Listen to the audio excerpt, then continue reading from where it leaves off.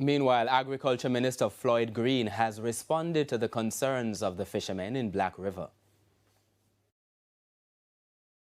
What we have been rolling out is phase one of our fisheries recovery program.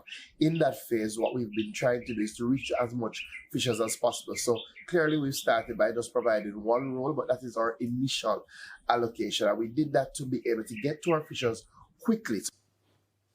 He says phase 2 of the government's $250 million fisheries recovery program will see boats being issued starting this month up until the end of the financial year in March, as well as other equipment and material. We've already procured $30 million in wire, which is 2,000 rolls of wire. We're also procuring some rope. We're also procuring some net. So we will be going back to these fishing beaches to provide greater support. Additionally, we're going to be doing some intervention in relation to boat repairs. We're going to be providing grants for fishers so that they can go out and get their boats repaired. We're going to be doing some support in relation to engine replacement. Again, we're going to be providing grants so that our fishers can contribute some amount towards replacing their engine.